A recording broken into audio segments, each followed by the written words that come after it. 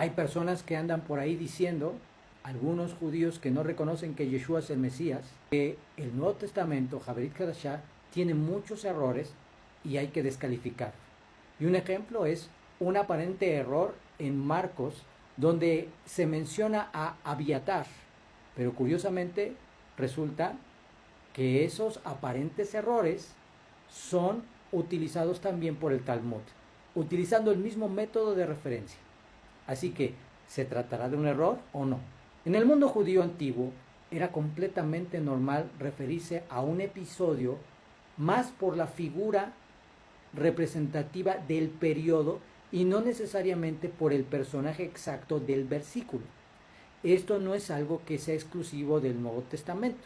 Es un patrón rabínico bien documentado en la tradición judía. Por ejemplo, el Talmud usa con frecuencia la fórmula en los días de tal, para ubicar tradiciones dentro de un marco histórico amplio, aunque el evento específico no dependía directamente de la persona citada. La referencia sirve para situar el relato en la memoria colectiva.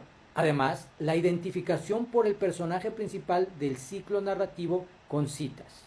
En el Talmud encontramos el mismo tipo de referencia temática. Por ejemplo, en el Tratado Megilá 15a, el Talmud habla de eventos en los días de Mordejai y Esther, usando la figura representativa del relato para ubicar el contexto narrativo, aunque no cada detalle del episodio dependía de ambos personajes. En el Tratado Berajot 10b se hace referencia a un pasaje bíblico dentro del contexto de David, utilizando al personaje central del ciclo narrativo para identificar el bloque de la tradición, aun cuando el versículo puntual trate de otro personaje dentro del mismo episodio. Y este método no busca precisión moderna, sino identificación pedagógica en el relato. Bien, hay atribuciones representativas en tradiciones, en diversas segulot del Talmud. Se atribuyen enseñanzas a un sabio representativo de una escuela, aunque la tradición provenga de su círculo, y él específicamente no lo dijo. La lógica es la misma. Se cita por la figura más conocida para facilitar la transmisión. Así que, aplicando el caso al Maserot de Marcos, o mal llamado Evangelio de Marcos, cuando Yeshua dice, en tiempos de Abiatar, el sumo sacerdote, está usando exactamente este recurso.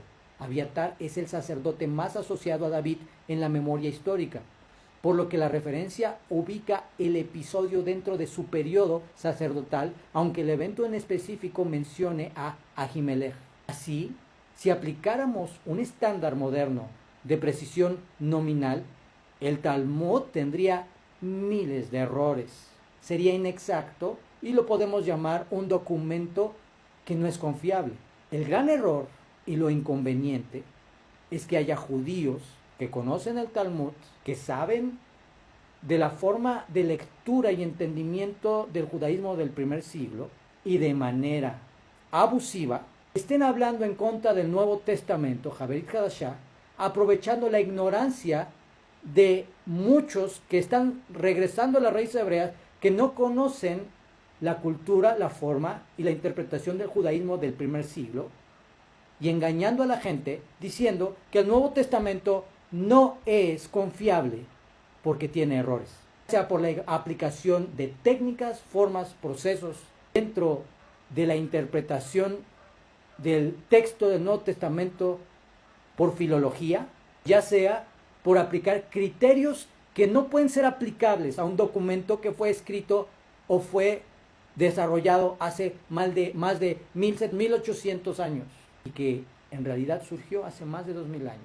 Así que, por eso, lejos de desacreditar el Nuevo Testamento, Habrit Hadashah, este pasaje confirma que habla el mismo lenguaje interpretativo que la literatura rabínica de su época.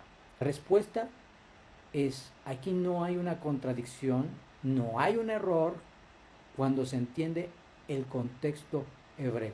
Si quieres más comparaciones entre Brit Hadashah y la literatura rabínica, sígueme. Comparte este video, dale like, suscríbete y ven a estudiar en nuestra yeshiva para que aprendas mucho más de esto. Y además, no dejes que nadie te tome el pelo para negar que Yeshua es el Mesías y para validar que Haberit Hadashah, el Nuevo Testamento, es un documento confiable.